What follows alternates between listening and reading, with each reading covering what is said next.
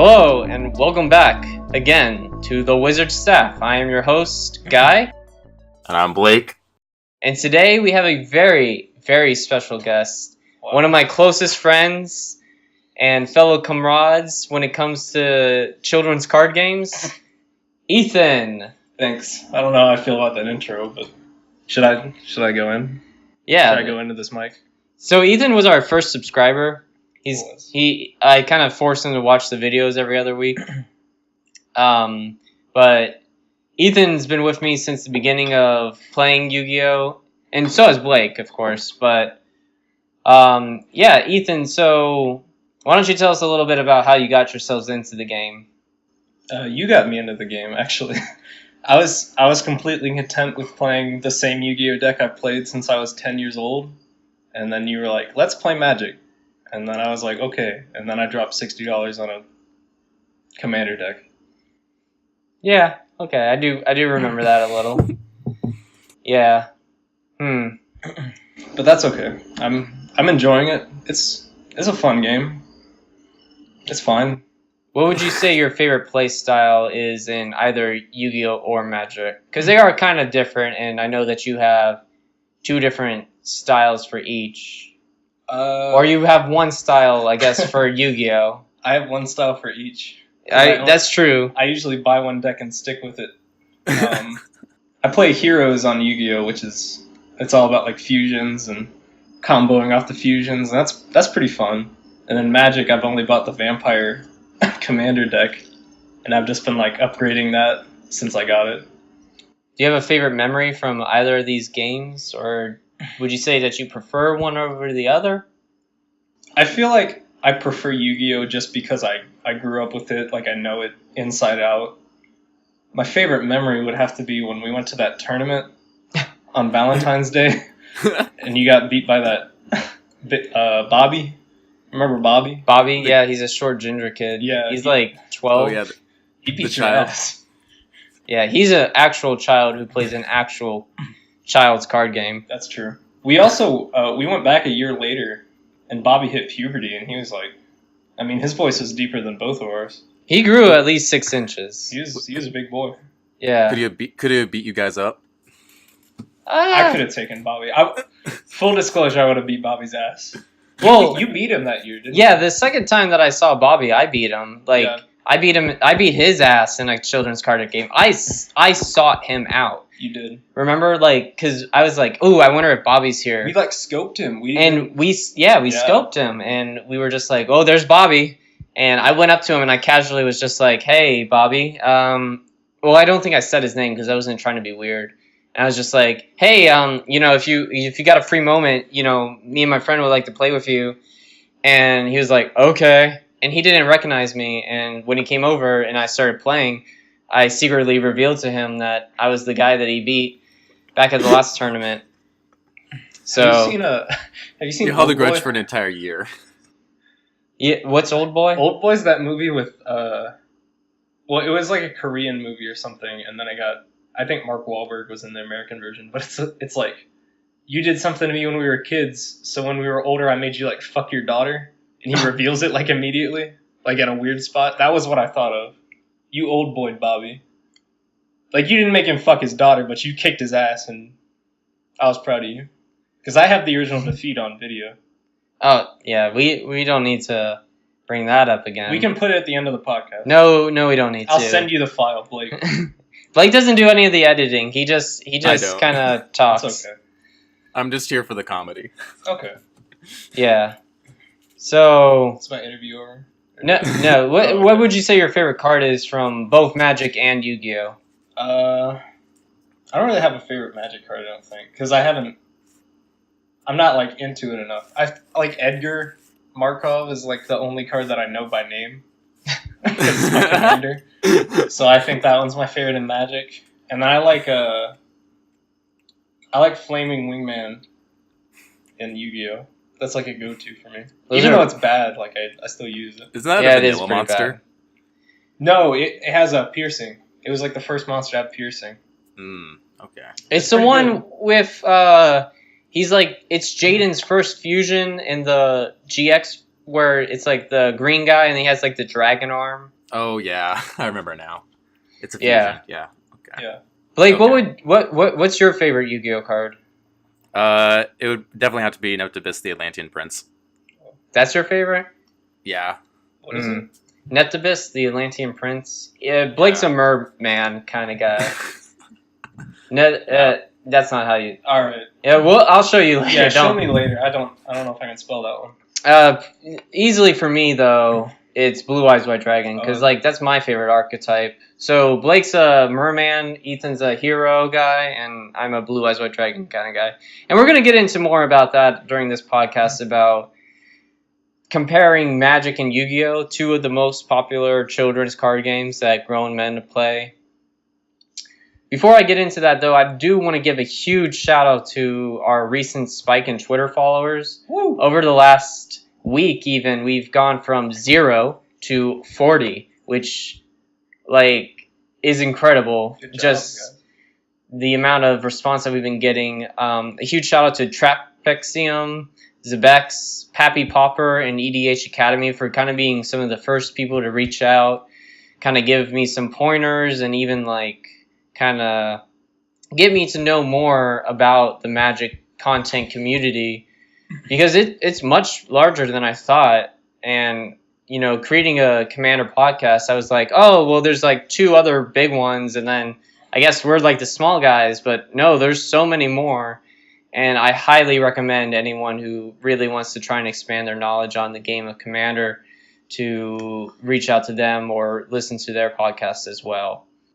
So today we have our comparison of Yu-Gi-Oh to Magic. And like we've mentioned, but Yu-Gi-Oh is a card game that all 3 of us are very familiar with. We've kind of evolved from Yu-Gi-Oh into the Magic the Gathering community. So our perspective here is kind of, as Magic players, we are going to be teaching you about Yu-Gi-Oh. It hits home because I remember talking to Blake back in like junior year of high school, and I was like, Blake, you play Yu-Gi-Oh? And he's like, yeah. And we would play during lunch, and then, you know, when I moved, Blake and I weren't playing as much, and then I got to college, and I remember texting Ethan one night, and I was like, hey, do you play Yu-Gi-Oh? And he, what did you say? I forget what I said. I know I had a deck at the ready, I'm pretty sure. Yeah. But it was like, It's the deck I time got to my duel. ass kicked with. Yeah. That's I had my dual disc ready. I was like, yeah, and we would play during the middle of our like cafeteria. we went As to well? we went to that tournament, that Valentine's Day tournament, because the night before I remember bringing a suitcase of Yu-Gi-Oh cards to your house. Yeah, And I was like, my girlfriend, quote unquote, at the time was very unhappy with us just sitting there talking about Yu-Gi-Oh cards. yeah, That's how you knew it was destined to die. Yeah. Thanks, Blake. that's true, Blake. I'm glad you brought that up. So anyway, today we have kind of 3 main topics that we're trying to hit on when we're comparing Yu-Gi-Oh to Magic. And these are kind of like the 3 general ideas that we had, because we made a bunch of notes about different things we noticed the differences between the games. So we first are going to go into game evolution between Yu-Gi-Oh in comparison to Magic the Gathering for Commander specifically. Then we're going to go into the setup of the game, and then we are also going to go into kind of the game mechanics, because each one of these we have quite a bit to say, and we felt that each one could kind of be its own topic. And yeah, that's why we wanted to bring Ethan in, because as another Yu-Gi-Oh Magic player, he's going to have the expertise that we're looking for. All right? All right, so first, game evolution. So in the history of Magic versus Yu-Gi-Oh, I do have to give Yu-Gi-Oh the credit that it is a much more evolving game. Yu-Gi-Oh adds a new card type every couple years. I think it's every 2 or 3 years they add a new card type that completely changes the format and setup and causes the players to then have to create completely new strategies. Whereas Magic is more like they introduce a new mechanic to a card that kind of just makes it a little easier or kind of does something a little different than other cards. So similar to like drawing, there's scry, or there's, I don't know, you get to tap monsters for like mana sometimes, but it's just this ability where Yu-Gi-Oh adds in a new card, and it adds in like a new specific zone to the playmat that then has players kind of have to think, how do I now have to change my deck? What cards do I need to add? How can I make this the most competitive that it can be? So there's that. And then Yu-Gi-Oh has no set rotations. So all cards printed throughout the history of Yu-Gi-Oh are fair game, except for the ban list, similar to Commander. So there's the Forbidden, which means no copies of a card. And in a deck of Yu-Gi-Oh cards, you typically have 40 to 60. And you can have then a Limited, which is a one copy of a card, which is similar to Commander, where you would only be able to have one type of each card. You have Semi-Limited, so it's 2 copies of a card. Or you have the Unlimited, which really means 3, so that's a little misleading. So in Yu-Gi-Oh, you're able to choose any card from any set ever. And it introduces maybe 4 or 5 new sets every year. It then does the 2 to 3 years, it has the new type of card. So, yeah, you're able to choose from a very wide range. And that's similar to Commander, because Commander does have a ban list as well, but it's also much more limited. And I think it's only 41 cards at the moment, where it says this card is not allowed to be used at any point. And then it does have some of the cards that involve the ante, which, as we all know, is just a banned game mechanic because it was encouraging real-life betting.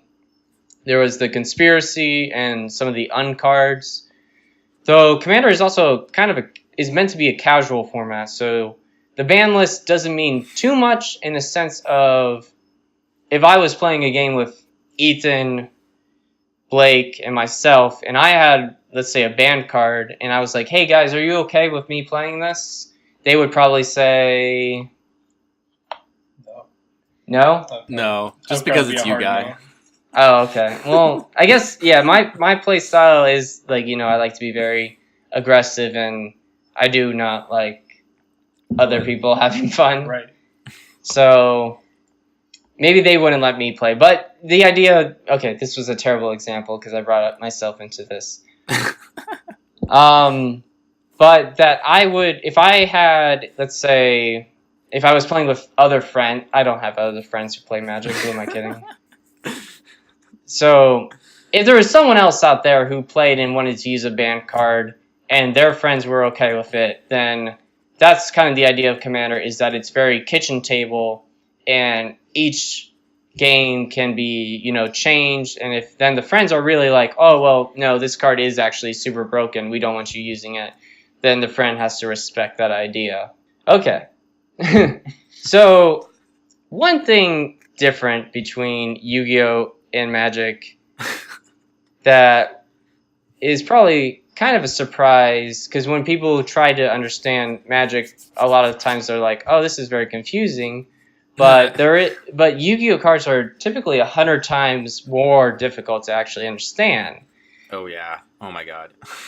Yeah, there's cards like Nirvana High Paladin, Venom Monaga, the Deity of Poisonous Stakes, Astrograph Sorcerer, Thousand Eyes Restrict. And these cards just have, like, 0.5 font text. It's a paragraph. It's a paragraph of text. Well, a lot of cards are paragraphed already, but these are more like novellas. Mm-hmm. And it's just kind of like...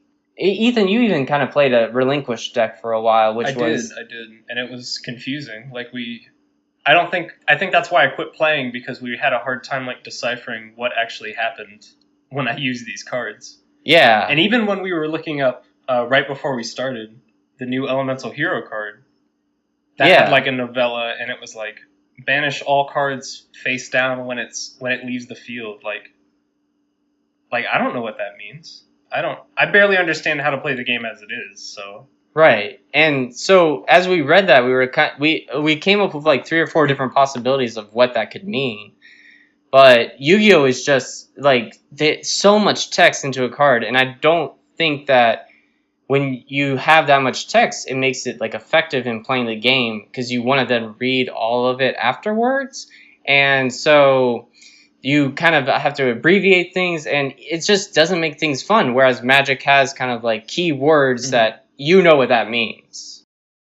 Yeah, that's what it was. I was about to bring up was the fact that Magic uses keywords. So like normally, like all that, like it would kind of be equivalent if Magic, instead of only using keywords, they said what the keywords did, and that would kind of be equivalent to Yu-Gi-Oh. But even so, like Yu-Gi-Oh uses such highly specific language beyond that there's so many loopholes as to what card can affect another one that it's just more confusing. It's much worse. Yeah, I don't understand why Yu-Gi-Oh just doesn't take like some of the most basic mechanics and then turn them into keyword abilities and then try and like summarize it so you have more space on the card, and that way it's also not getting in the way of like other things that you're trying to do with that card. Oh yeah, because like I totally forgot, and like it's even in the notes, but it's like they literally abbreviated the term graveyard to just GY for no other purpose. And you guys can like disagree with me, but as far as I know, the only purpose is to add more space to the damn card text. There's no other reason that they abbreviated it, other than the fact that they were running out of fucking room. No, I would definitely agree with that because I guess it is a word that comes up a lot, but like again, you're trying to eliminate one word as to maybe trying to like just summarize in a whole ability into a key word. I don't know. It's whack, whatever. So the last thing that I do have to mention about the game evolution when comparing Commander to Yu-Gi-Oh is that Yu-Gi-Oh does also have to be more culturally impactful. Because if you were to go up to anyone else who is outside of the normal specs of Yu-Gi-Oh! And Magic, and you were to say, hey, I got my Blue Eyes White Dragon, they would know that you're talking about Yu-Gi-Oh! But if you were also to then mention, like, I don't know, some of the more popular Magic cards like Black Lotus or Siobhan Dragon, Ancestral Recall, some of those like expensive, like high-level cards, they'd be like, what are you talking about? And even when I kind of like explain to my friends like, oh yeah, I play Magic and I even have like this Magic podcast, they're like, what's Magic? And I'm like, oh, it's a card game like Yu-Gi-Oh! And they're like, oh, I know what Yu-Gi-Oh! Is. And I'm like, so yeah, it's like a Magic podcast, which is a card game for children. And so they're like, oh, not only is Guy like a fucking nerd for playing Yu-Gi-Oh!, but he's a much bigger fucking nerd for playing Magic the Gathering, apparently. And so, yeah, that's why I don't have a lot of friends who also play Magic the Gathering. Yeah, and I mean, as a Magic player listening, it's like probably hard for you to believe that, like, but I think it's true. It's like, I think that's mostly in part because of the Yu-Gi-Oh! Anime, and that a lot of people grew up watching that, and then that's how people know about it. Like, it was on Netflix for God's sakes, and like complete, like, as Ethan would say, normies would like be able to see it and like be like, this looks fucking stupid, but I've seen it and I know what it is. Whereas Magic, there's no Magic anime that people grew up with. They don't know what it is. I'm sorry, they just don't. No, you're 100% right. Like, the anime had a huge impact, and like there's video games, I remember like buying toys and like figurines when I was a kid of Yu-Gi-Oh! But like Magic has 20 million players, and I've seen like Magic merch, like they also have figures and other like forms of things that you can buy, but no one knows what it fucking is, and it's the most popular trading card game in the world, so it's really strange.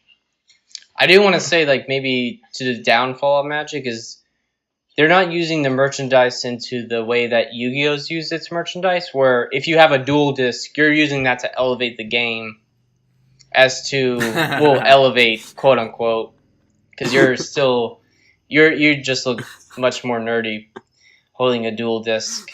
out in public, and everyone's like, "What the fuck's going on?" But like Magic doesn't have any kind of like dual disc kind of things. It's meant to be just pure TCG tabletop. Yeah. Mm-hmm. Though it would be interesting, I guess, if Wizards of the Coast tried to like introduce something like that. Yeah. I mean, for something like that has so much lore to it, like there are dozens of Magic novels that just go into the world building. It's strange that there's not more like child friendly media like centered around it. Or I even know that they're like doing Magic comic books now too.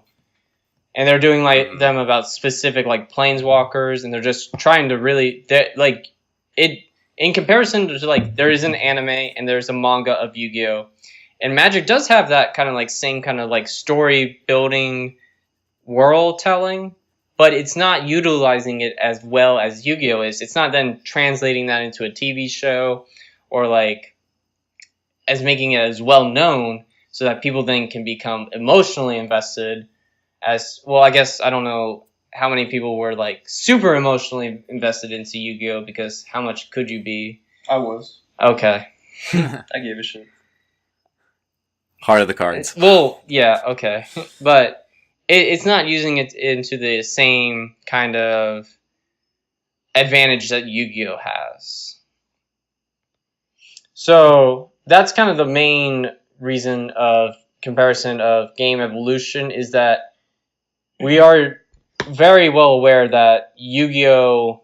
Outside of the TCG and OCG is that it is making much more like impactful decisions, and it is also trying to change the game a lot more than Magic is, introducing new card sets, new card types rather than card sets. But yeah, that's where Magic Commander specifically kind of fails. I just cut myself. Oh shit! Yeah. Okay. Also, one thing that I also like to go into before we get into our next topic is like, what is everyone drinking tonight? Oh yeah, so I am drinking the famous Grouse Smoky Black Scotch whiskey. Blake's going hard. That's good. I have. I also appreciate Ethan's sippy cup that he's drinking. I have a sippy cup. I just have like a. Yeah, well, like it's orange. Yeah, that's a sippy cup. I have a Henry's Hard Soda, and I just cut myself on the lid, so. I already packed all my Band-Aids. It's fine. I don't have any. Band-Aid. I'm a man. Okay. As always, I'm just drinking wine because I'm a basic bitch like that. Okay. Well, all right. So now we're done with game evolution. I'd like to move into our next topic, which Ethan's going to take the front run for this, and that's the setup of the game in comparison of Yu-Gi-Oh! And Magic. All right.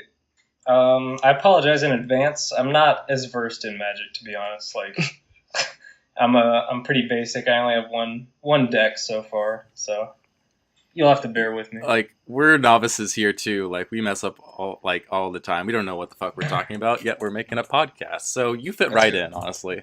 All right. Yeah. So mostly Yu-Gi-Oh! Is only like 1v1 format. I don't know what GOAT format is. You wrote that down. And... No, Blake wrote that down. Oh, okay. Yeah. I wrote that down because some hardcore Yu-Gi-Oh! Fans who've been playing since the beginning will argue, well, there's GOAT format where like you play with cards up to a certain set, and it's like nobody really plays that. I'm not even that's gonna fucking recognize stupid. it. Whoever plays that is. Yeah. I'm not trying to make enemies on your podcast, but anyways. Oh, we make enemies of our own listeners all the time. It's like if you like, Guy hates anyone who plays mono red, so Understandable. it's fine. I know in the anime they had like double duels and shit like that, but I'm not sure. I'm not sure if anybody actually does that. But Magic seems to be like way more inclusive with its formats. Like you got Commander, Standard, which I'd never play. Two-headed Giant. Modern. Modern. The one where you're like a Arch Enemy. Arch Enemy. Oh, Arch Enemy. There's a lot of like different formats, and I think Magic like lends itself to that because there's more options in Magic rather than like the archetypes that you have in Yu-Gi-Oh! Where you're kind of like you're stuck to the deck that you have. Yeah, well, the one thing I would if anyone from Yu-Gi-Oh! Ever listened to this podcast, like ever, the one thing I'd say is stop making new card types and start trying to focus on how can you evolve Yu-Gi-Oh into a multiplayer format, and how can you make it more like as a like not so much casual, but how can you incorporate more players into it? Because when Ethan and I have tried to do 3 or 4 player duels, it's pretty much like plays itself out into one person takes one person out, and then the person who took that one person out is now the weakest, and it's just kind of like you just eat each other until there's one person left who took the last person out. Yeah, so I've seen a few like videos of like 2v2 Yu-Gi-Oh, but it ends up just being like a huge clusterfuck because the Yu-Gi-Oh card game just isn't well enough designed to handle that many players, and like just it just doesn't really work. It like it just, Yeah.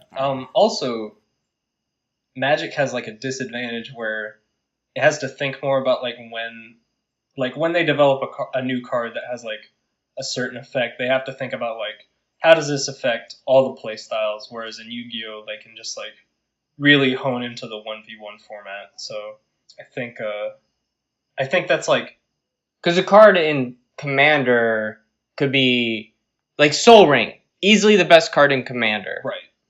Put it in Modern or Legacy, not going to be as good. Like, it'll still be good, but it's not as good. Mm-hmm.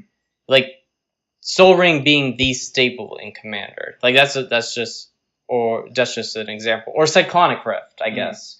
Because you have multiple players, and Cyclonic Rift affects all of them instead of just one other person. Right. Like some cards are definitely better in certain formats than others, so it's hard to make one like not overpowered in a certain format. Sarah's Ascendant, or whatever that one is, where it's like if you have 30 more life, it's a 7/7 flyer for like 1 planes. Because that's automatically like just a beater if you play it on your first turn. Mm-hmm. it makes sense in like standard or modern, but it doesn't make sense in Commander where you start off with 40 instead of starting off with 20. So yeah. But yeah, I think we can move on to the next point. So in Yu-Gi-Oh, each player starts off with 8,000 life points.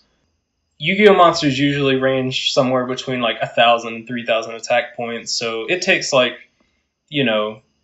4 to 8 hits from a single monster to like really bring you down to 0, which is the objective of Yu-Gi-Oh. Right.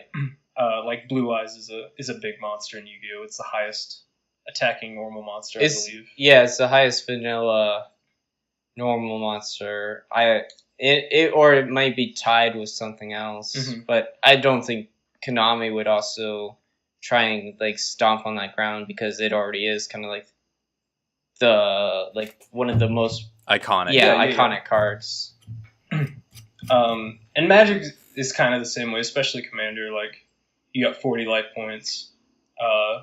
The scale down is like reasonable. Like monsters usually range from like 1 to 8 on like a basic deck, I would say. I'd even argue that you don't see many cards over like 6. Right. And the ones over 6 cost like crazy amounts of mana. Like that's a boss monster. Yeah. So, and Magic also has like other win conditions like Infect or Commander damage. Your auto wins like Felidar Sovereign, which is if you have more than, I want to say more than 40, no, it's more than 30 life, I think.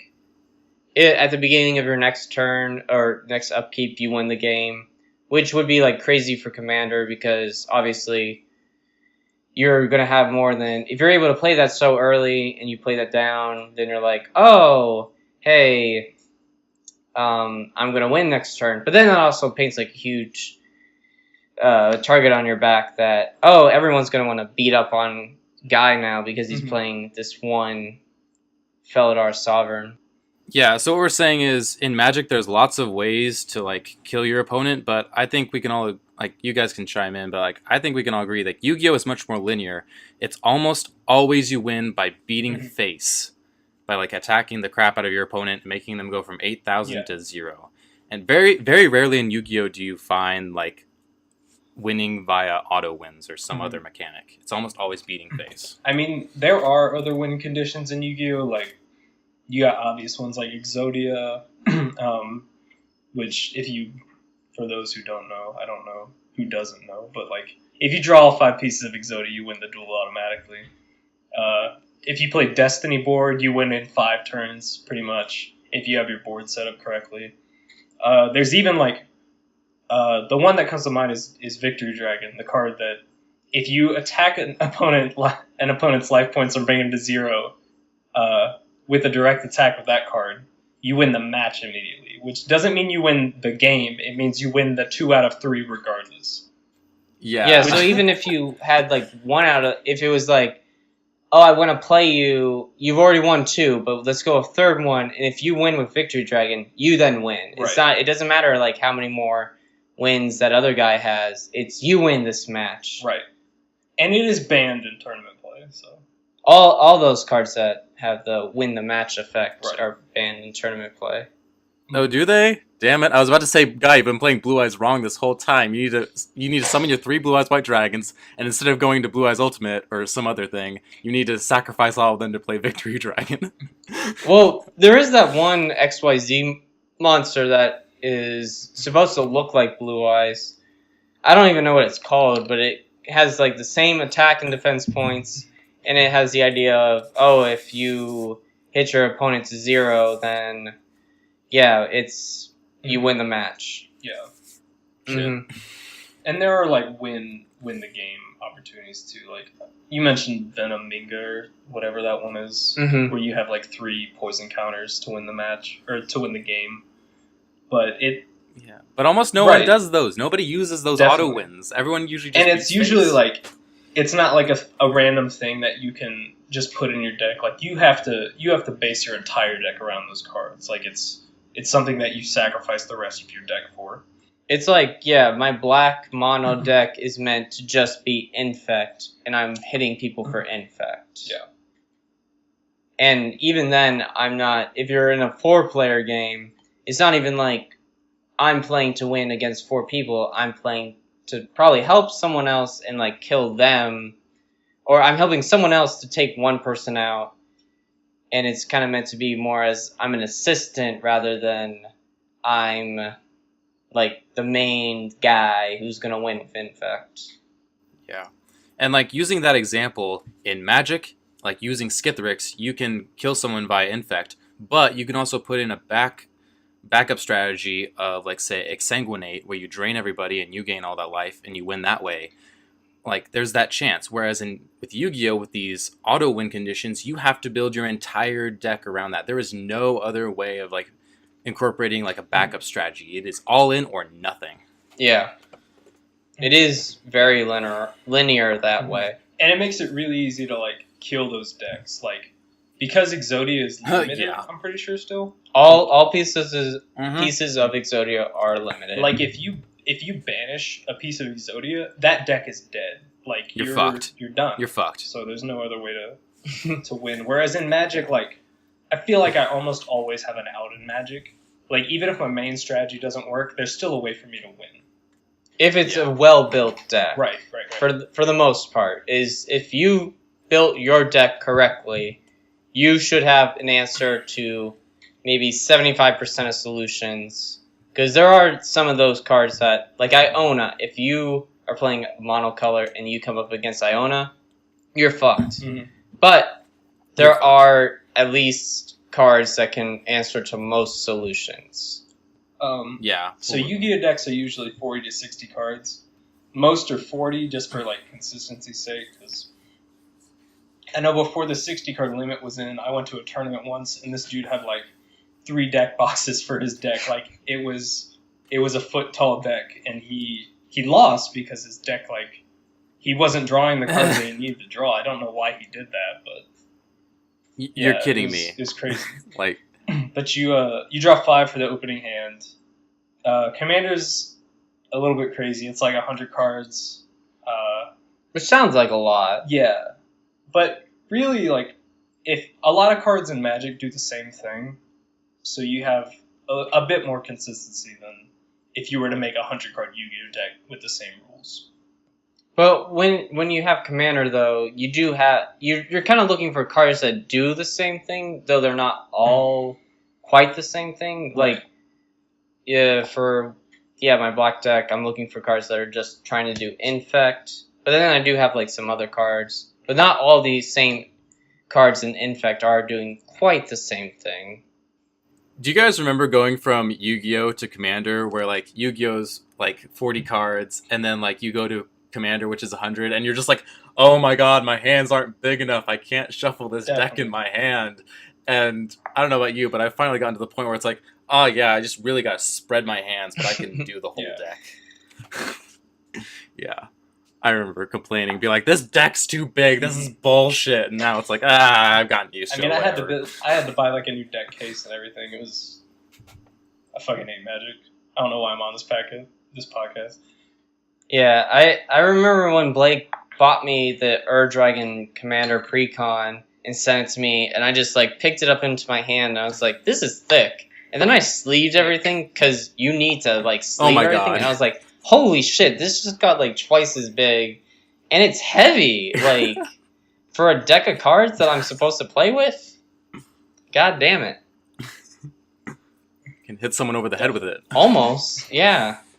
And that's another thing about Yu-Gi-Oh! Like, I'm gonna go into the third or the fourth point, where you can have 3 copies of a card, but like, even then, I feel like the decks in Yu-Gi-Oh! Are not as consistent as Magic, just because a lot of the cards in Magic do very similar things, and I feel like a lot of decks in Magic can play the same way a lot, but you seem to disagree with me about that. I'm gonna disagree so hard with you, because like, it's I feel like when we were playing Yu-Gi-Oh!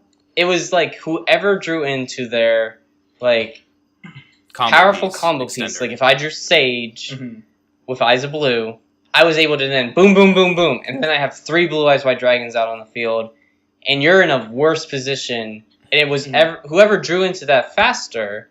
As to Magic, it's much slower, and it allows you to kind of like, because cards have like that mana cost, and so if someone's not hitting their lands, then one person might be able to get a little ahead, and then like, maybe then someone's not drawing as many lands, and then the other person is able to kind of come back and bring those lands.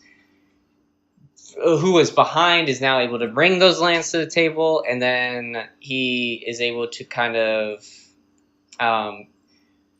put himself forward. So I feel like Magic can go back and forth really quickly, or not really quickly, but like within 3 or 4 turns, especially one person who is behind is able to bring that out, because, it's just deck consistency. As to Yu-Gi-Oh! It was whoever drew the one card that they needed to like kickstart their combo piece, boom, they're there.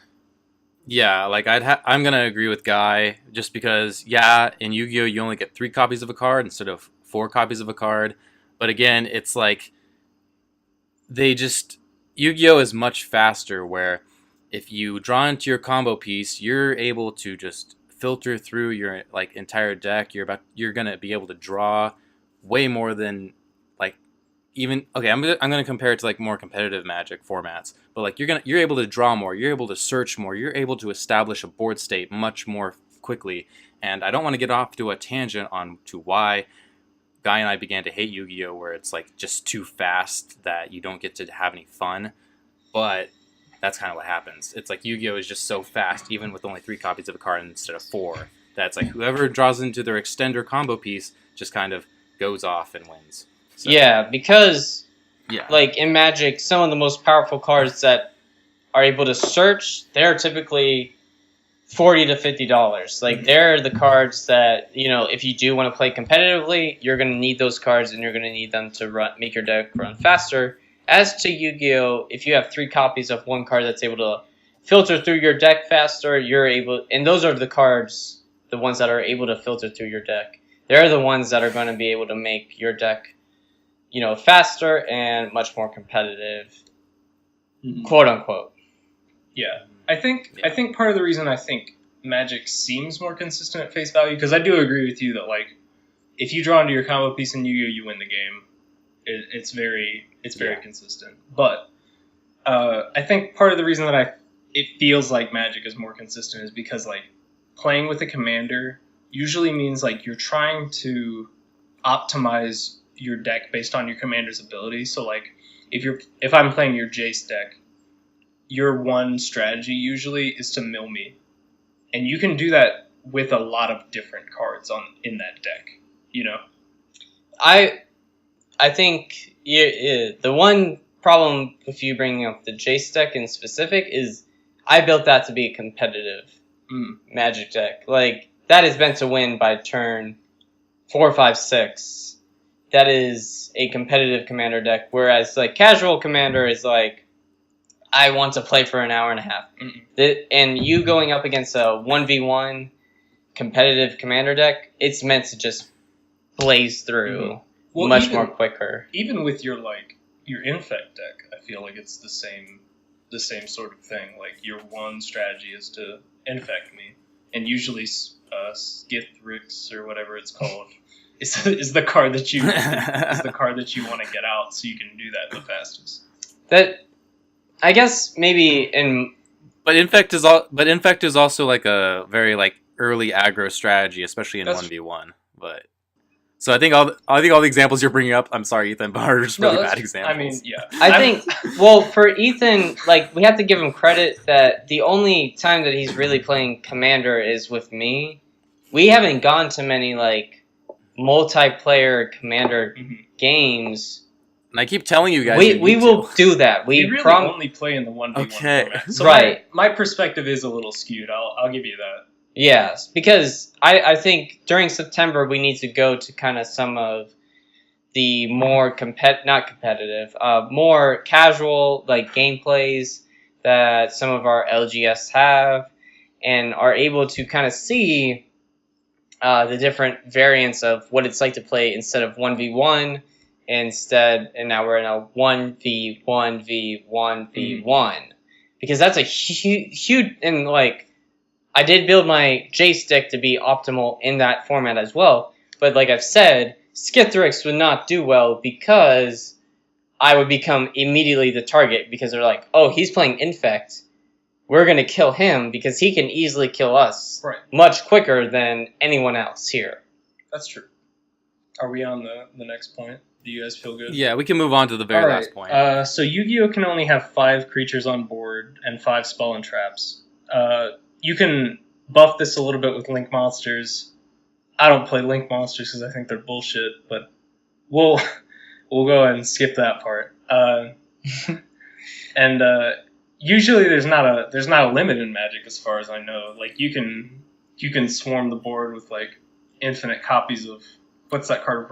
Rat Colony. I think you can have like infinite copies of that in your deck. Technically, you can have as many copies as you want in the confines of, if you just wanted to run Swamps and Rat Colony, by all means, because you can have as many versions of as many cards of Rat Colony as you want. Mm-hmm. Shadowborn Apostles is another one, but in terms of also, but if you want to make infinite goblins on the board, you can totally there are strategies of like creating infinite tokens, or quote unquote infinite, because you can never create infinite. You have to declare an amount. So if you say, I want 1,000 goblin tokens, because at some point you need to break that chain, but then you have 1,000 goblin tokens, as to Yu-Gi-Oh! You're like Scapegoat, and now you have 4 tokens that take up all of your monster board. Right. Yeah. And like, there's like pendulum monsters that can affect the Yu-Gi-Oh! Number, sort of. Pendulum monsters don't affect how many monsters you have on the field. It's just you have 2 extra spaces for spell and trap cards, technically. Not anymore with the new Link format. Oh, I don't fucking know how Link format works, so.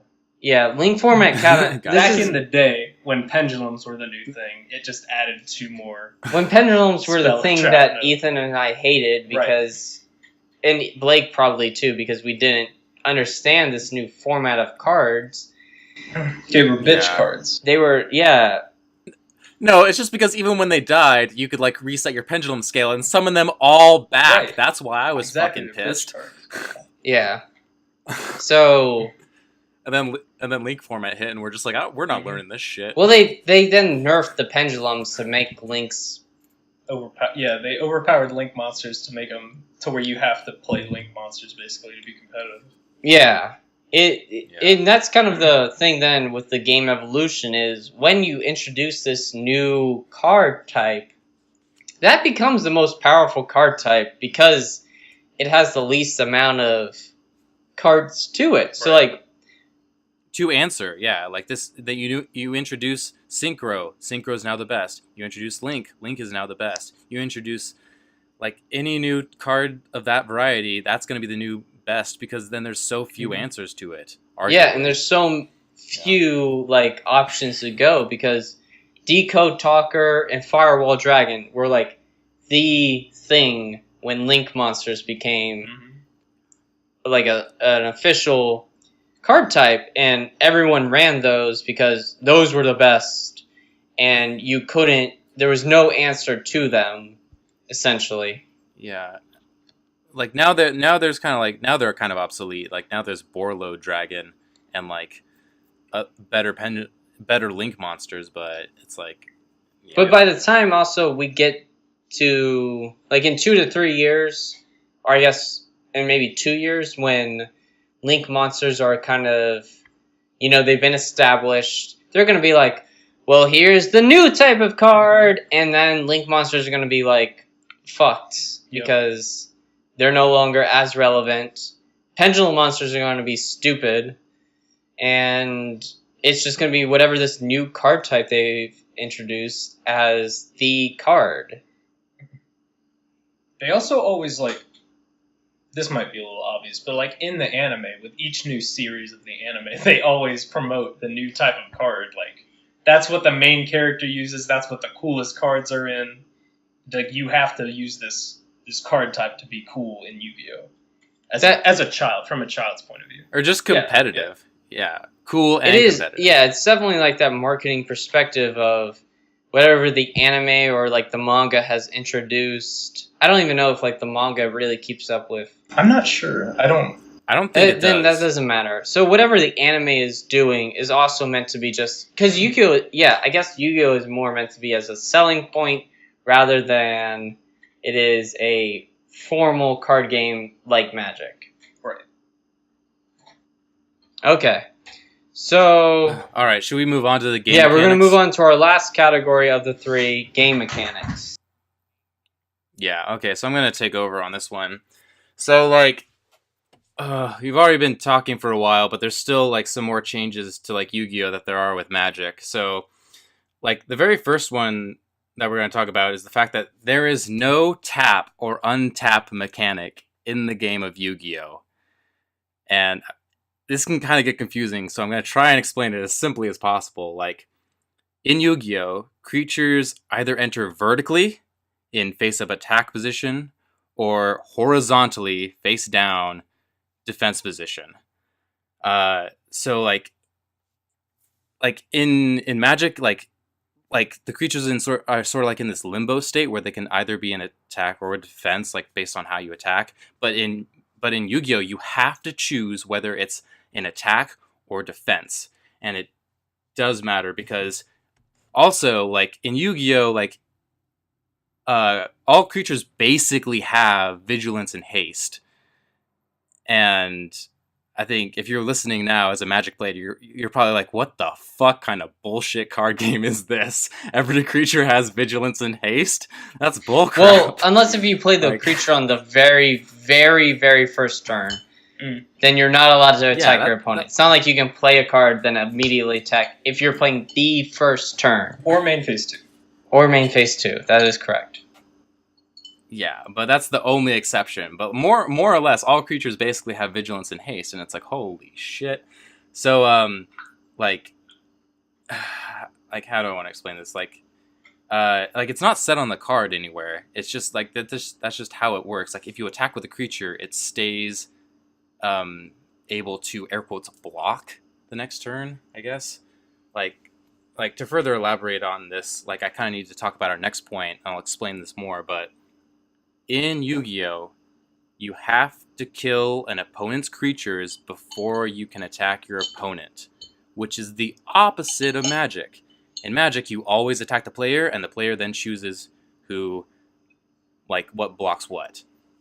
And that's not the case. In Yu-Gi-Oh, you have to kill all your opponent's creatures before you can get to the opponent. It's like a wall of creatures that you have to defeat. And so often, like, you'll hear this in like any Yu-Gi-Oh community or discussion, or anyone talking about Yu-Gi-Oh, where it's like you like build up your board, you like build up your creatures, you build up your wall, like, and it's all about especially like when I left Yu-Gi-Oh, it's all about building your board and making it as unbreakable as you can, because once they break that board of creatures, then they can attack you. So Yu-Gi-Oh is heavily centered around building your board and making the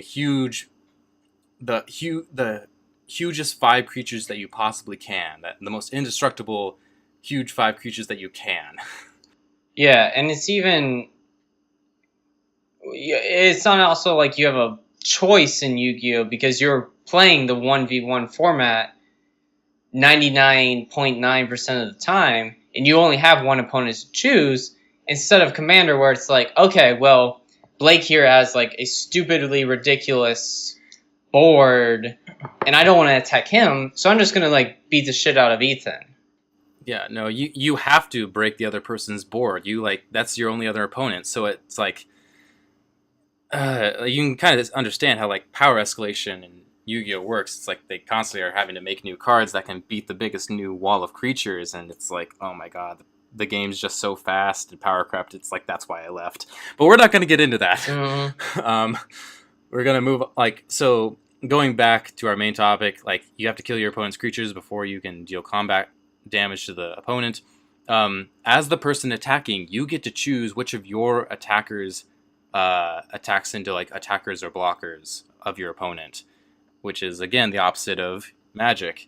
So like, as the attacker, you really have the advantage like in every scenario, because you can like have a huge big creature and like attack into like whatever you want, and like whoever basically has the biggest creature can then swing into your opponent's slightly less big creature, and now they just have a bunch of weak shit. And so, again, it's like whoever has the biggest board kind of wins.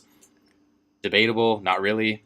Yeah, I don't know if it's necessarily an advantage, because I do agree with you that like whoever has the strongest creature kind of controls the board. But it's also like, that's your fault if you don't defend your board well enough against the other side. Like, that's why like I prefer Yu-Gi-Oh, I think, because like during my attack phase, I am kind of like in control of the game for that one split second. Whereas in Magic, even when you're attacking, your opponent has some level of control.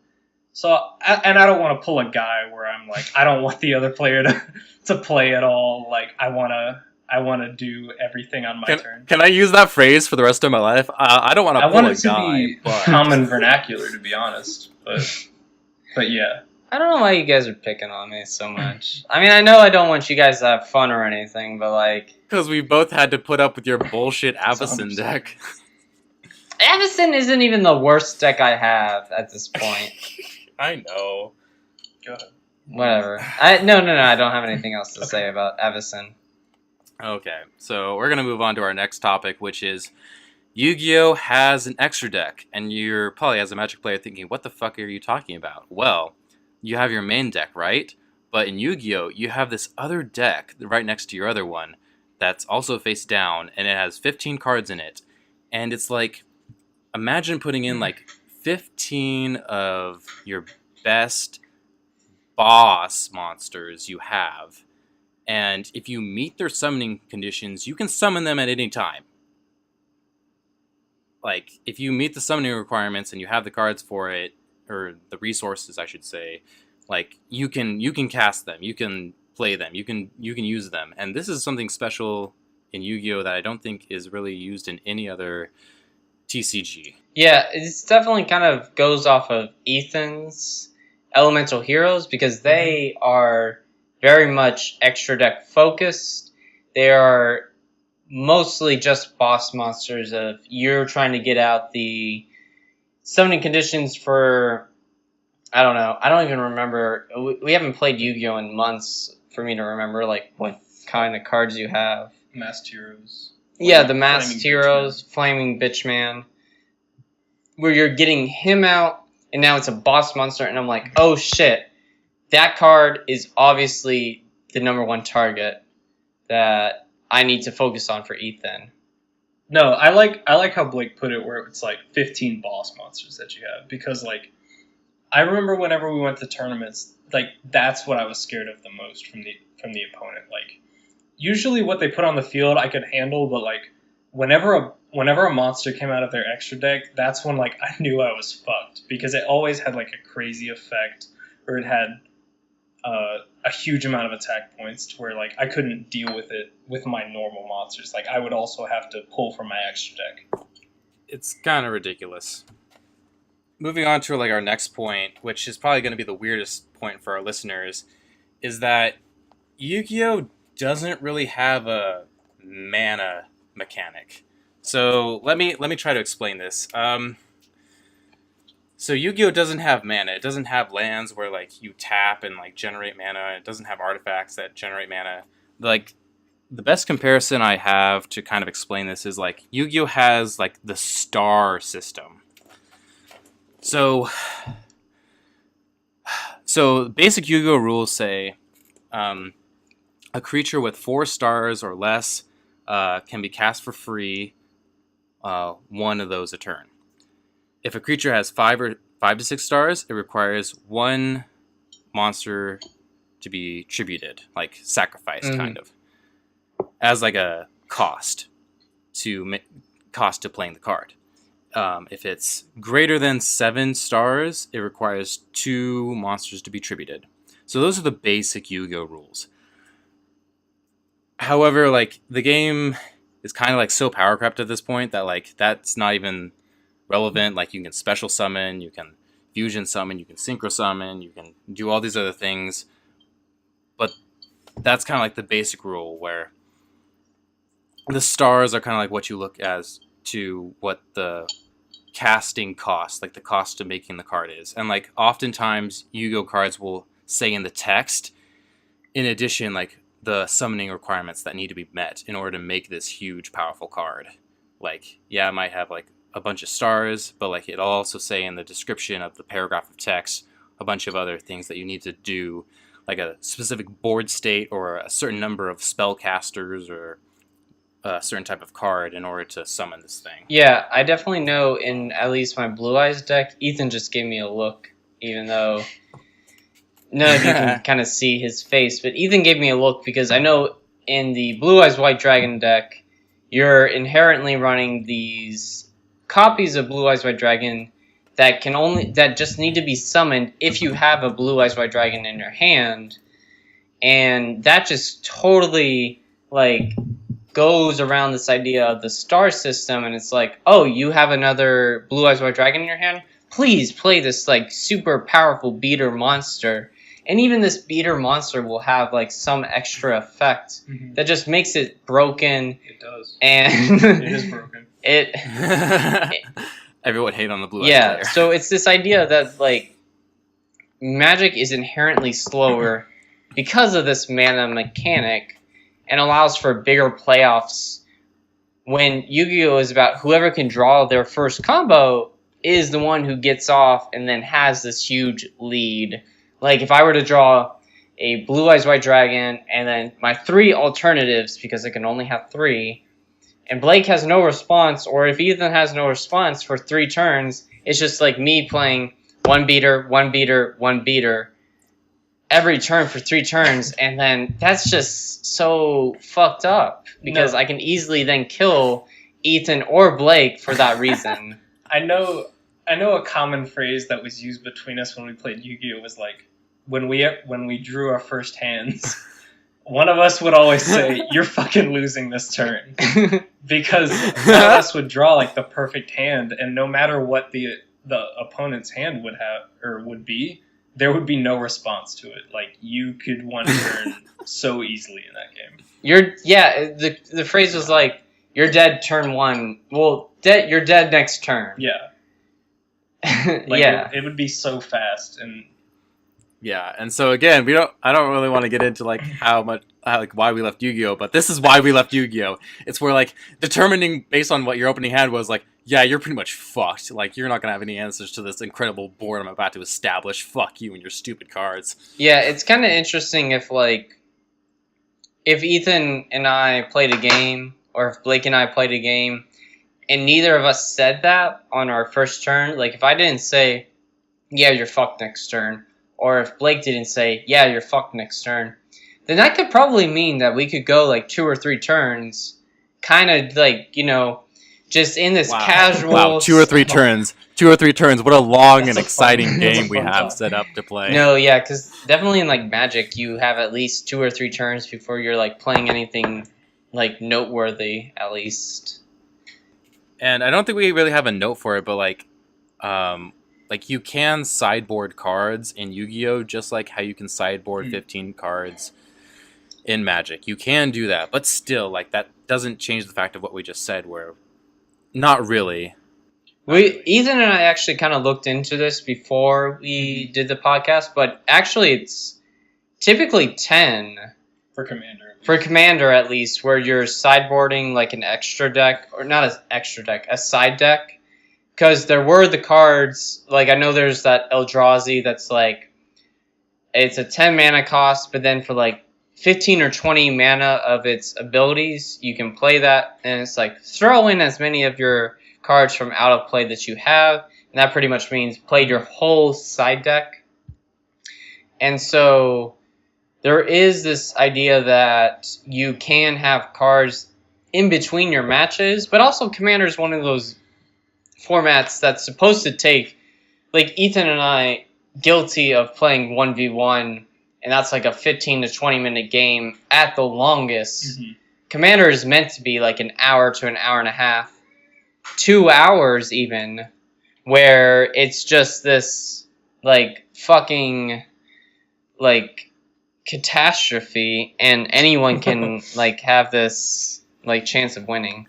Yeah, you guys really need to start playing some more 4-player, 5-player Commander games. That's our goal for September. Because it's honestly so much different. New Year's resolution. Yeah, okay. Even though it's like near the end New of the Year's year. resolution. Okay. Yeah, so, and also, to like get back on track to the topic of like, there is no mana mechanic, and instead there's these stars. There are also, in Yu-Gi-Oh!, spell and trap cards. And they basically have a mana cost of 0. And before you're like, what the fuck? That's broken as shit.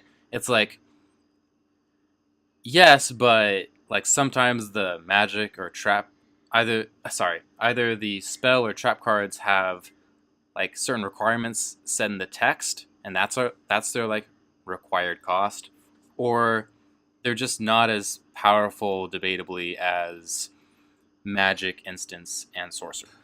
No, I definitely kind of agree with that, where it's just kind of who plays what first, and then that's kind of like the stack of then how it goes. Mm-hmm. Whereas like Magic kind of has that, like what card takes priority, and also whoever has the mana to then play that will get kind of that priority, quote unquote. I mean, you could argue that traps have a mana cost, sort of, because you can't play them the same turn that they are set. And they're usually more powerful than spell cards, or at least they'll give you an advantage faster in the game than spell cards do. But even then, like, I know some broken Magic cards that do cost a lot of mana. So, Yeah, but at least they cost a lot of mana. Right. And yeah, and it's so hard to like describe between the two, but it's like there's certain spells or traps that are like a continuous trap card and a field spell are both kind of like enchantments. What do you guys think of that idea? Like, do you feel like that's a fair statement? I would agree. But at the same time, like, I think removal in Yu-Gi-Oh! Is such a huge part of the game, especially now. Whereas in Magic, sometimes you don't even care about the opponent's board because you're too focused on your own. Like, you definitely have removal in your deck, regardless of what kind of deck you're playing, I feel. But you're really focused on like your win condition and what you're trying to do to win the game rather than Yu-Gi-Oh, because Yu-Gi-Oh is a game where you stop the opponent from playing way easier than you do in Magic. In my opinion, I don't know what you guys think about that. Well, our opinion, mine and Ethan's opinion, is still a little skewed because 90%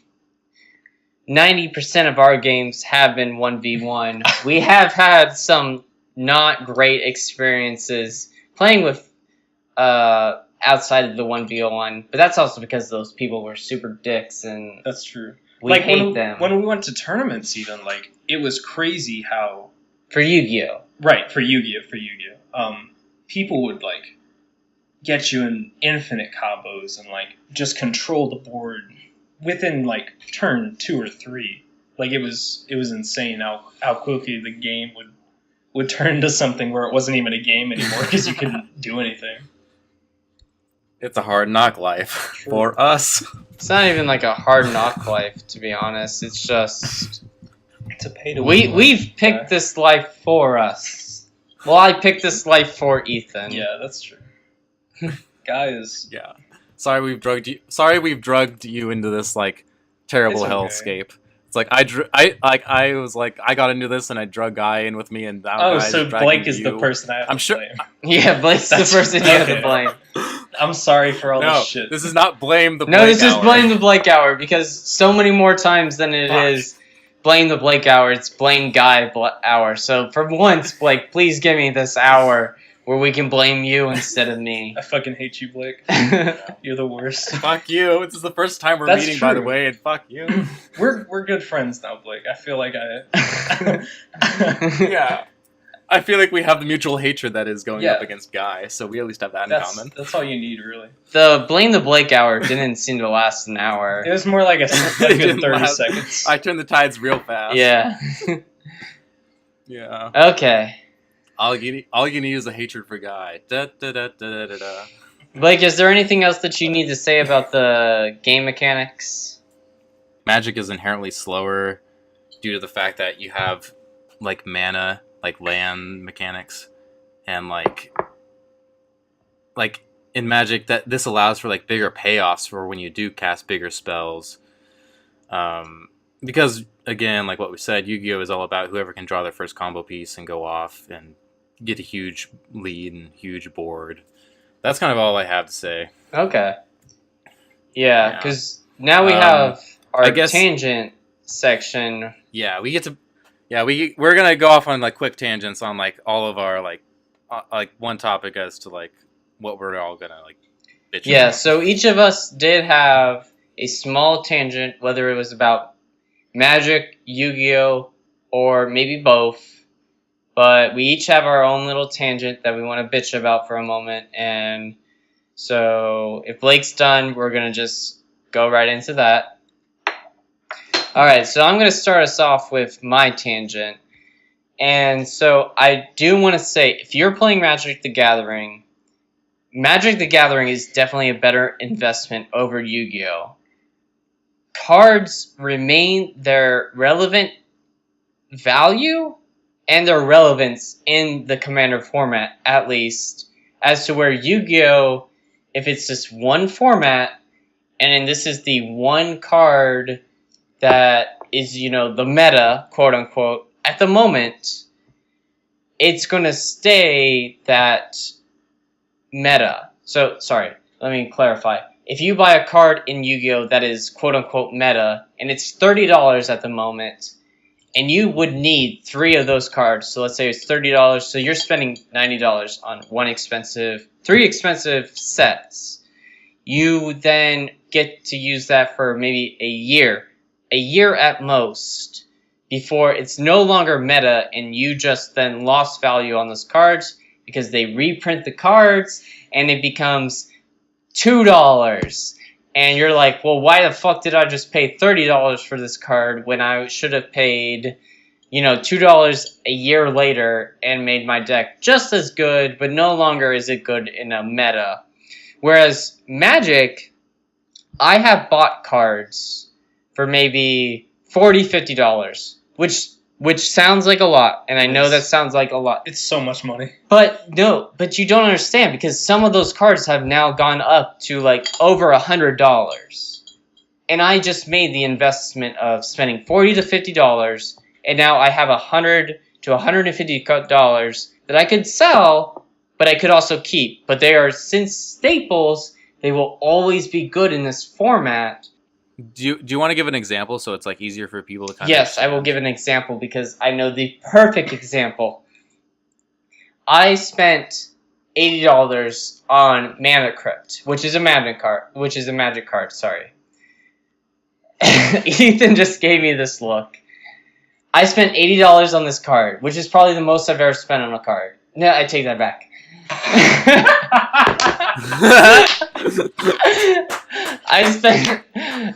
Mana Crypt's not on the reserved list, so I can't quite say. But okay, but it's a staple. It is a staple. So $80. I just checked the other day, it's now $120. So I spent $80 last year, now it's $120. Now I do not have to buy it because I can use it in all my decks. Yu-Gi-Oh! I spent $30 on one card that I needed three card copies of, yes. So each one of those copies was $30. So that means I spent $90 on it. And I spent it for the pure reason of just, now I get to beat up my friend Ethan. But now, a year later, if I were to go to buy that card, it's now, I don't know, maybe $3 or $4. I just then lost, what's the math, like $81 in value? Because I wanted to just play it now because it's technically meta, quote unquote. But since Yu-Gi-Oh! Reprints so much, cards lose their value, cards lose their meta, but Magic does not lose their meta in the Commander format, and they retain their value, and they can gradually increase in price. Yeah, and I like to say that like that's not an extreme example. We're not choosing like extreme cards to like illustrate that point. That's just true. Like in Yu-Gi-Oh, the meta changes so often that like cards that were expensive in the meta become like $1 or $2. Like think of Pot of Desires. Oh shit! Yeah, like, I'm glad I didn't spend $60 on a Pot of Desires when it was $60. Now it's like, now it's like $1. Holy shit! And so, anyways, it's like again, it's like we're not choosing extreme examples.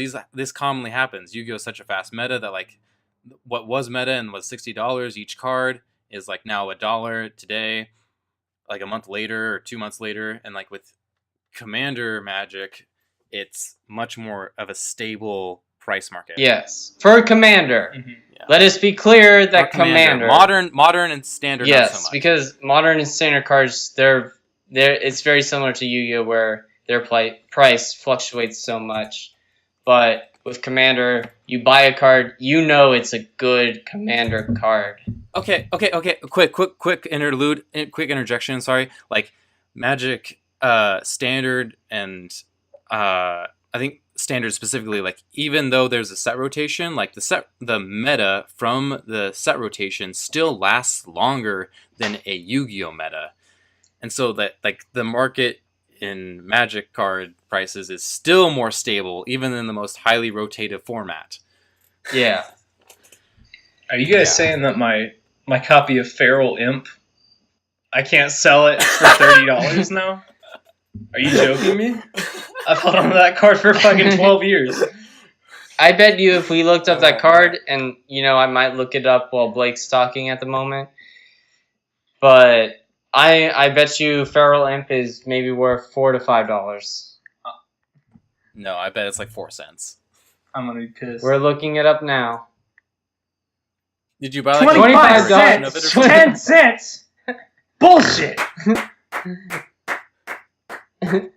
That's what I'm talking about. This is only proving our point. All right. How do you feel, Ethan? Bad? Hey, the Feral Imp sticker is worth more than it is. Why? That's a cool sticker. The sticker's worth more than the card? Feral Imp's not even that good of a card. Do you remember that time when Feral Imp beat the It beat something. It beat Mako or something. I don't think it beat anything ever.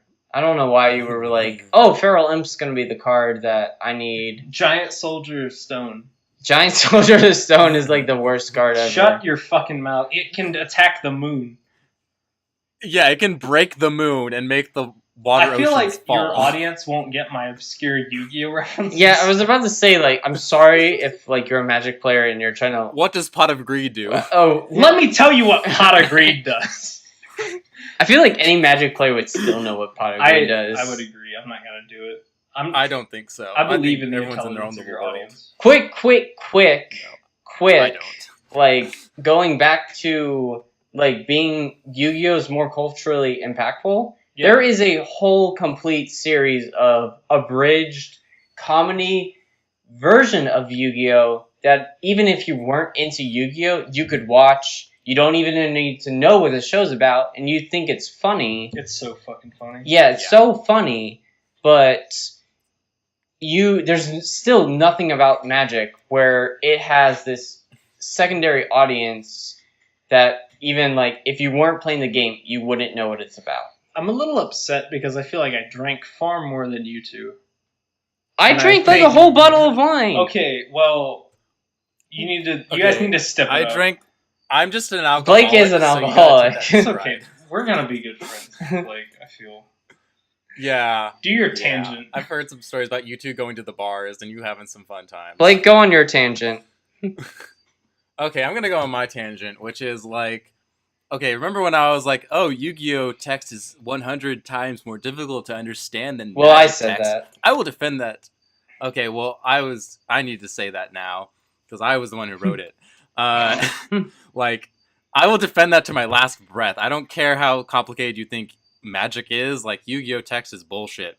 And, like, yeah, Magic, like, interactions may be more complicated than Yu-Gi-Oh! But, like, not by much. And so, like, I remember when I was, like, getting into Magic, like, my friend Dylan was getting me into the game, and he was like, hey, by the way, like, you can have infinite creatures. And I'm like, you're telling me I can have more than what the fuck? And like, oh yeah, you can also go infinite. And I'm like, what the fuck kind of bullshit game is this? Because, like, in Magic, you can go infinite, and, like, you're probably gonna win. But in Yu-Gi-Oh, if you quote-unquote go infinite, you literally break the game. The game breaks. Like, in Yu-Gi-Oh, there is no way for you to delineate when it stops. It just goes forever. And, like, so, like, when I first learned this, I was like, Magic is busted as fuck. Why would I ever play this game? And now that I've gotten into it enough, like, I'm just like, oh yeah, you go infinite. That just means you win. Whereas in Yu-Gi-Oh, if you go infinite, you break the game. The game goes to a draw. Neither of you win. It just stops. Yeah, there's cards like in Yu-Gi-Oh, like Gravity Bind. What's the one castle card that you play a lot, Ethan? Castle card. It's a trap card and it has a castle on it. Royal Decree. Royal That's Decree. it. Yeah.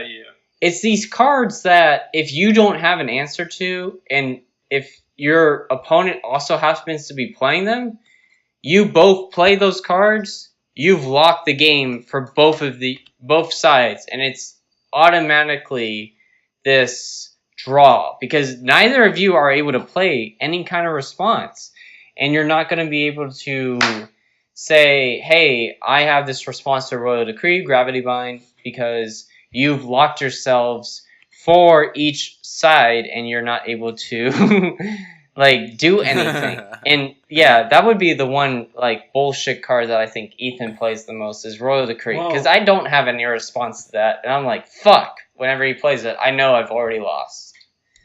Royal Decree is a good card, and I feel like compared to the decks that you play, Royal Decree is my one allowed bullshit card. It totally is. Like, I'm not saying that, but like it is a bullshit card where when I see that, I'm like, fuck, I didn't think about.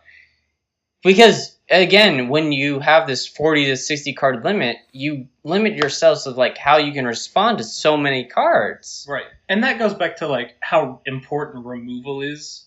Like, a good fourth of your deck is probably committed to removal in Yu-Gi-Oh! Whereas I don't think in Magic it's that as much of a priority.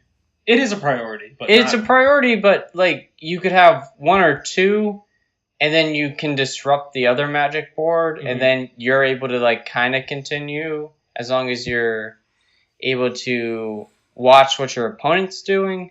But in terms of like Yu-Gi-Oh, it can easily get out of hand, I think, so much quicker than it does in Magic. Right. And we're specifically talking about Commander, because I don't... Again, yes, we are only talking about Commander.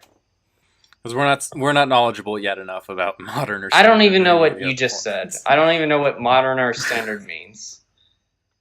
Okay. All right. Ethan, do you want to talk about your little rant? I just now saw it for the first time, and I already... The only thing that I really care about in life is getting Elemental Hero Stratos unbanned. Because it's really bullshit that it's banned in the first place. Like, you look at, what are they, Ghost Tricks? Or, like... Ghost Ogre? Yeah. Cherry Blossom? Crazy combos that you can do. Elemental Heroes are not meta, right? No, they were never meta. Exactly. Because they're the only deck I play. Konami, this is a personal letter to you. Elemental Hero... I'm going to read you the effects right now, so you know how bullshit it is that it's banned. When this card is normal special summon, you can select and activate one of these effects. You can destroy a spell or trap card on the field up to the number of elemental heroes, destiny heroes, or evil heroes you control. Wow, they added that text. My copy of Stratos doesn't have that text. That's pretty cool. Also, you can add one elemental hero, destiny hero, or evil Or you hero. can add one elemental hero. Or you can add one evil hero, destiny hero, or evil hero. Why are you an evil hero, though? Monster from your deck to your hand. It is such a simple effect. It is not a game-breaking effect. Please let me play Stratos again. Is there any reason, like, can it be looped? No, it's has once to be per looped if turn. It's banned. It's limited to Yeah, once per because you turn? can only... No. Well, no. No, if you were able to special summon this card infinitely... Three quote times. unquote, Three times. No. Well, I guess you could technically. If you send it to the graveyard, we're able to recur it. I don't know how many times that your deck would allow for this, because there are cards in Commander that allow you kind of for this infinite loop of sending cards to your graveyard, sending it back to the field, sending it to your graveyard. Dead-Eye Navigator being like the main boss monster, one of the most ban-worthy cards. Stratos is not a game-breaking card. Stratos is not a game-breaking card. I will give you it's my honestly a meme at firstborn this child point in the Yu-Gi-Oh community. If you let me it's have just a Stratos meme. in my deck. Like, it's my favorite elemental hero. It's the only one I want. Please. Just because it's I'll the sell all underdog. my Magic cards right now if you unban Stratos. I swear to God, I hate Magic. Get your game on. When Ethan, Blake, and I are done with this podcast, we're still probably going to play a few games of Magic, just in spite of this like bullshit kind of. No, because I definitely agree that Elemental Hero Stratos, while it is still like a card you could abuse a little, it's still not as abusable as cards in Commander could be. And I know they're different games, and I know that that's not a real card, Ethan. Don't look at that. DeviantArt's destroying me right now. Ethan's just looking at these cards on like Google Images, and he just kind of got confused about like what's a real card and what's not. That's not a real card. Can you put up a screenshot of this one up? I will definitely put like screenshots up so our I'm viewers listen. Okay, thank I'll you. save it to you. You didn't save it. You need to resave it. I'll figure it out. All right, just save the image to download. Go to the next point. Anyway, Elemental Hero Stratos is definitely a card that can be reused and abused maybe 3 or 4 times in a game, and maybe that then allows you to win the game. But it's still nowhere near as broken as... It would be kind of the same idea that, like, if you had a 1 card in your deck for any other archetype in Yu-Gi-Oh! Because there is, for every archetype, there's 1 or 2 cards that once you play that card, you're able to then combo off, and it kind of, like, leads the way into you winning, and your opponent is not going to have as much Stop looking at cards, you nerds. Sorry. Yeah, Ethan. Finish the podcast, guy. Oh my god. Anyway, so yeah, in Yu-Gi-Oh, if you draw one of your cards, maybe like Stratos, but Stratos still to begin with isn't one of those cards that you play, you're gonna win.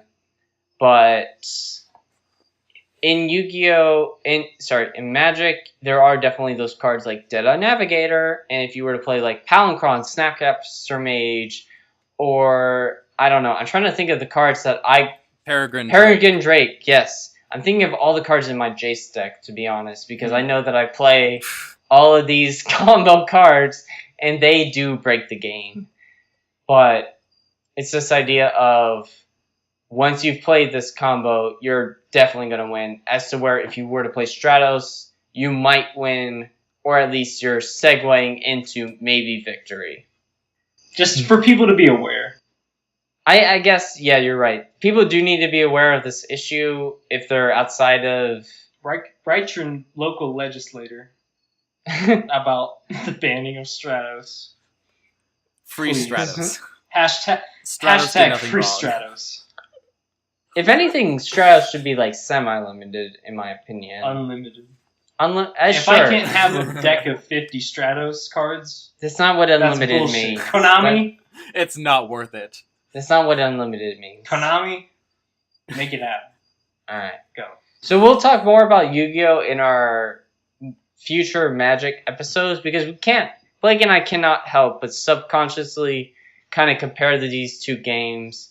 We've played both since we were literally 5, 6, and there's no way, like, am I ever playing a Magic game and am I not thinking about Yu-Gi-Oh? It's very important to us, and we do really want to know kind of, like, what was your segue into either Magic or Yu-Gi-Oh?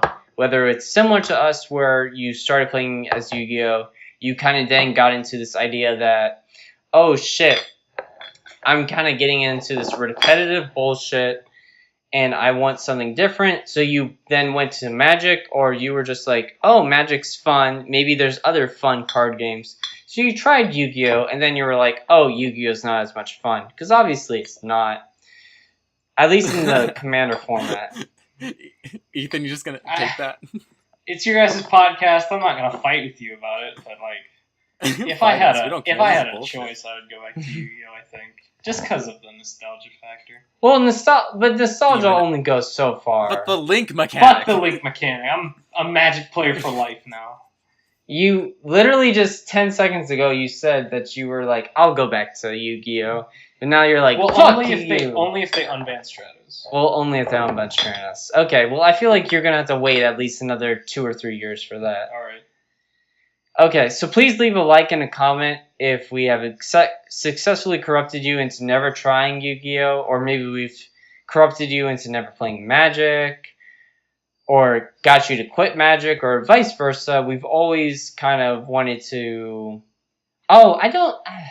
No, it's too late for me to bring up the point that in Yu-Gi-Oh! There was this one kind of format where there were deck masters. So it's very similar. Oh. If you played Yu-Gi-Oh! At some point, you were watching the anime, and Yugi went to the virtual world, and there was this mechanic... Season 3, Shadow Realms, he was in the virtual realm, and he was playing against people who were trapped in a virtual world.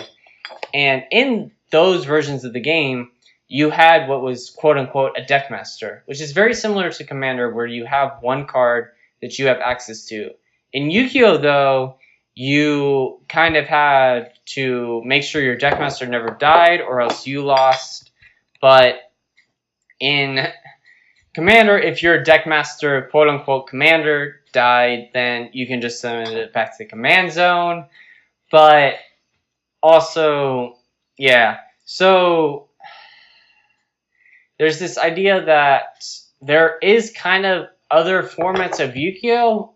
Explained in the anime, but they've never explained it in the correct TCG, where, hey, there's this other format we introduced in the anime, but we're going to try and make this more prevalent in the TCG.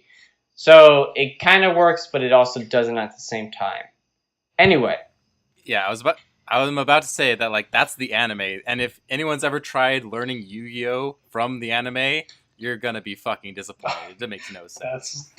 That's I know so many people who have tried to like learn to play Yu-Gi-Oh by watching the anime, and it's like that's not how this works. Cheated. You don't pierce the moon and make the water level go 10. down in order to destroy all of your opponent's water monsters. Yugi cheated. Atem cheated so much. Oh yeah. Atem cheated so much. Yugi probably was the honest guy. Spoilers, dude. You don't learn that until season 5. You don't learn that. Yeah, you're right. Season 5. Anyway, so please leave a comment if we've successfully corrupted you into never trying Yu-Gi-Oh. Please go and check out Ethan's YouTube channel.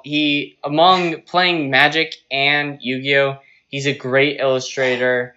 He has some really nice speed paint tutorials, and he has a great Instagram where he posts daily. Please follow us on WizardStaff101 Twitter, and if you have any comments that you want to send to Gmail. Admittedly, I haven't checked our Gmail in now 8 to 9 weeks. I'll probably go check that later tonight or tomorrow or maybe next week because I'll probably forget after saying this. But please go follow us. Please give us a subscribe and a like, and we look forward to hearing more from you. All right. Thank you very much. Thank you very much, Ethan, for coming on to this podcast. Thanks for having me on, guys. I had a good time. Okay. I drank a lot of. Yeah, it was nice meeting you for the very first time in my life. I'm happy this happened. Yeah, so am I. Especially when I'm I drank a lot. Okay. All right. Good night, guys.